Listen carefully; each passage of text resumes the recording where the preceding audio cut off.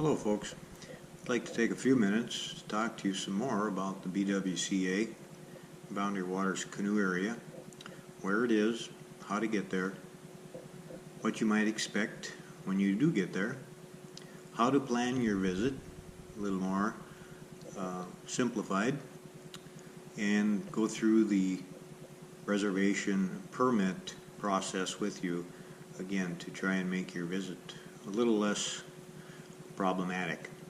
So here in the United States, we have the state of Minnesota. You may know where Minneapolis is already.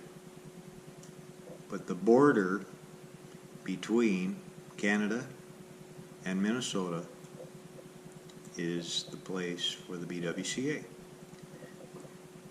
Ely to the west, Grand Marais to the east, are both towns that are gateways to the Boundary Waters. All along this border line is the BWCA. It's a 1 million acre wilderness set aside just for canoe travel, kayak, hiking, skiing in the wintertime.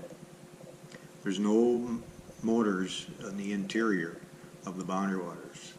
There are some boat motors on some of the lakes on the outskirts, but on the interior there's no boat motors. So it's just you in the wilderness, your equipment, and your knowledge.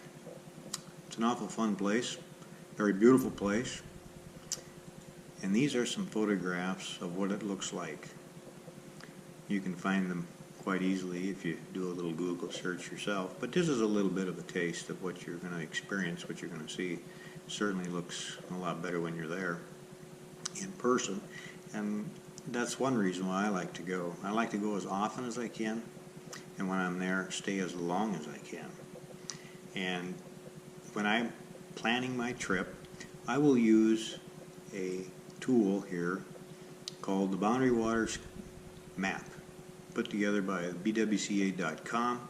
It's a wonderful tool, and I use this to learn more about the lakes, the campsites, the trails, portages between each lake, to make it a little more of a simplified process, instead of finding out that there's a long muddy trail that I don't want to walk on.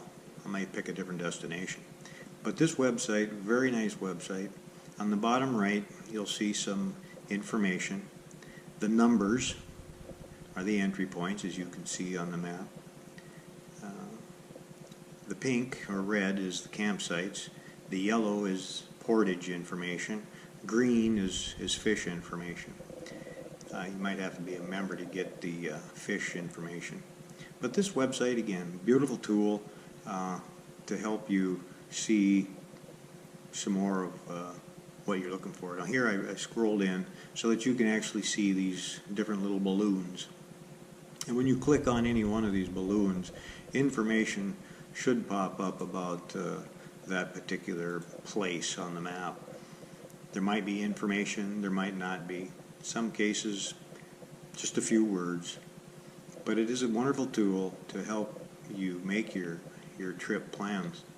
Now, when you're getting ready to make some plans, if you have all your equipment that you've accumulated over the years, and all you need is a permit, you'll learn how to do that here in just a minute yourself.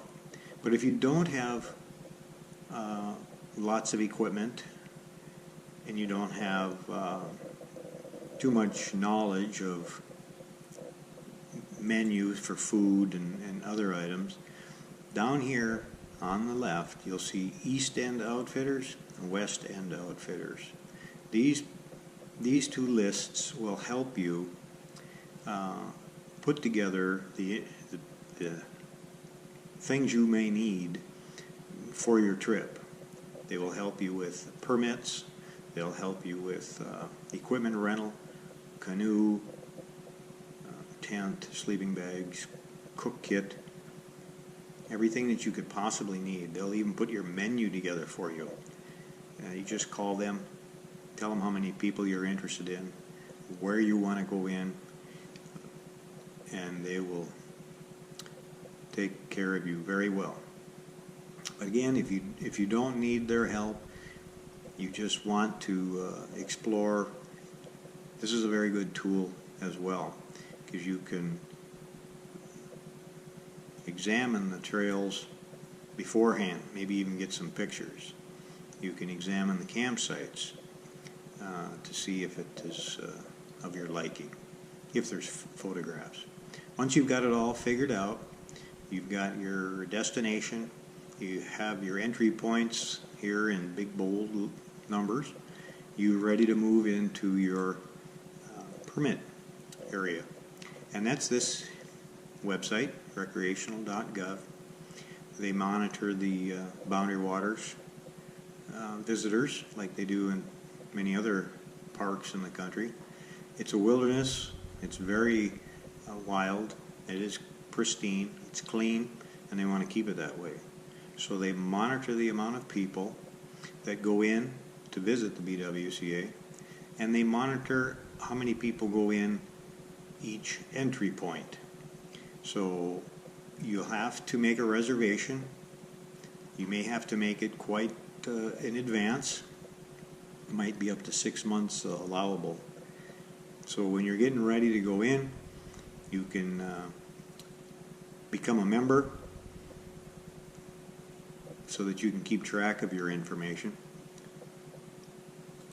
And once you're a member, you've got all your pertinent information set up with them so that you can continue to monitor your trip, cancel it, change it, make more trips in the future. So once you're ready to go, you will click on Find Places and Activities, and up at the top you'll have in the search window typed the destination, and we're going to pick Basswood Lake in the Fall Lake Township in Minnesota. And this is the page that they'll bring you to. That's the one you're looking for. And down towards the center of the page, there's an area called Boundary Waters Canoe Area Wilderness Reservations. And that's what you need to go to. Let it boot up. And this is the information page. Gives you an overview, explains a little more about the area. And you want to go into the permit area. A map will show up on your right. And then here is a list of entry points. And again, the other map, the BWCA map tool that I'll link down below, as well as this one, you can reference some of those entry points.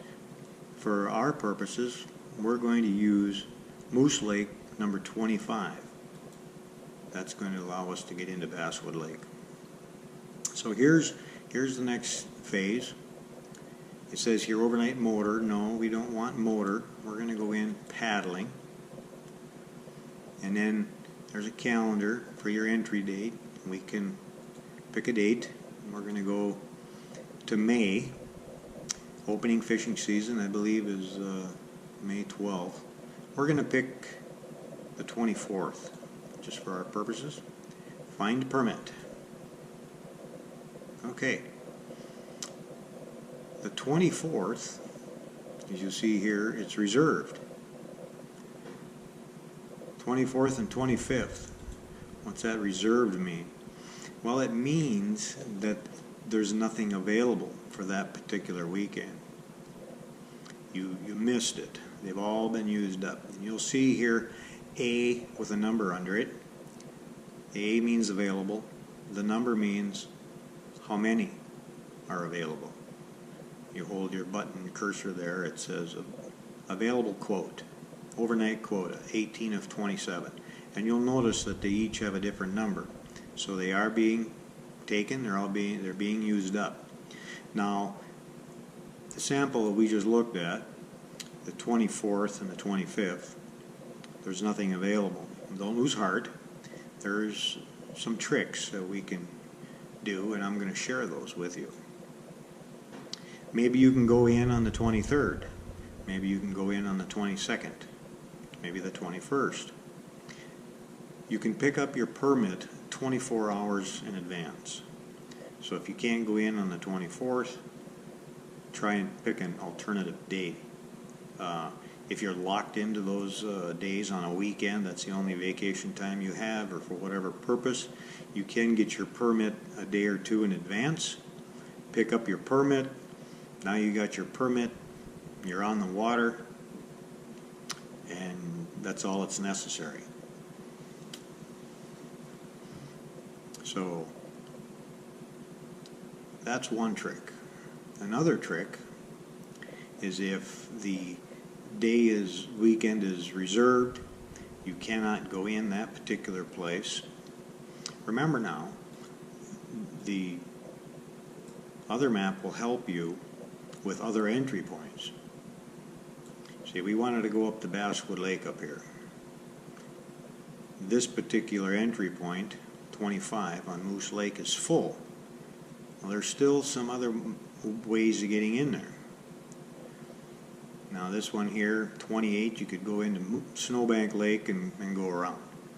You could go here on 26, come in from a different direction. You could come in here off of Fall Lake, come in that way. 23, up on in. So there's other ways to get to the same lake, not necessarily one way in.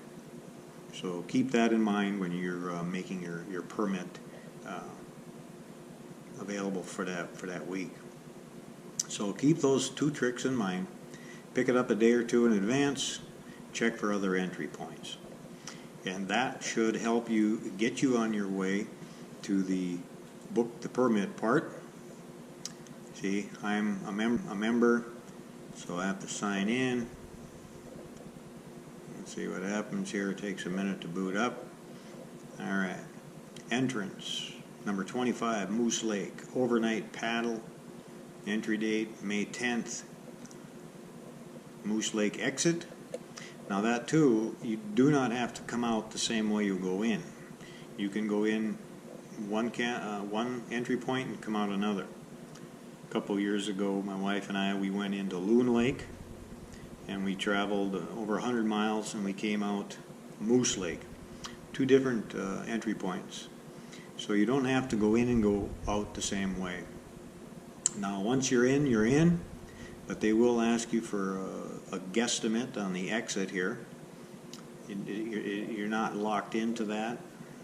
You can stay longer, of course. Get down to the group size, and this here is your only fee right here, and it's per person, per permit, not per night. So don't let that scare you either. Quetico is a different story. It's per night. But here for the BWCA, $16 per person, children, 8. Fill that out accordingly. Number of watercraft, canoe, kayak, whatever it may be.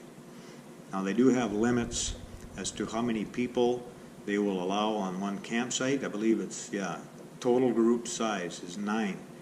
That might kind of sneak past us until we're a little bit too far into the permit process. So make sure that the group of people is only 9.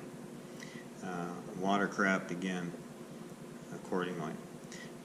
After that's all been taken care of, where do you want to pick up your permit? Well, here they've got the Quishwe Ranger Station, which is fine. You can pick it up there or other ranger stations.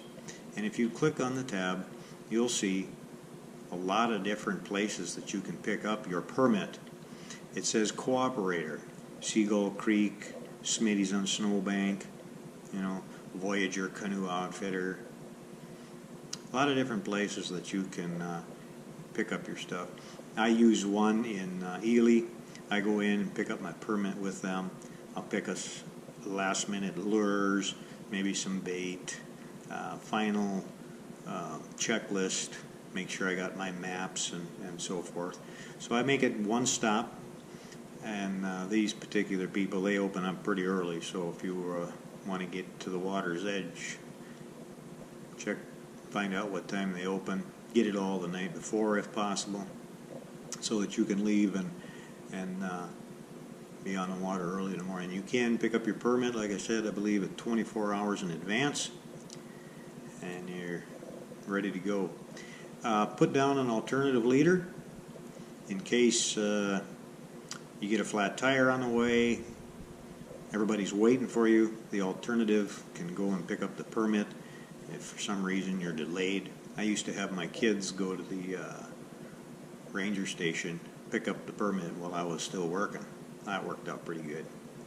And then for those who qualify for some Interagency Pass, Access Pass, if that is something that you qualify for, make sure that that information is logged in as well. And of course, they have a 50% discount, so that's even better yet. So then you're all set. Fill out your permit, and you're all set and ready to go. And that should be all that is needed. You found out where you're going, how to get there, you've done your research, got your permit, and you're ready to go. Good luck. We'll see you there.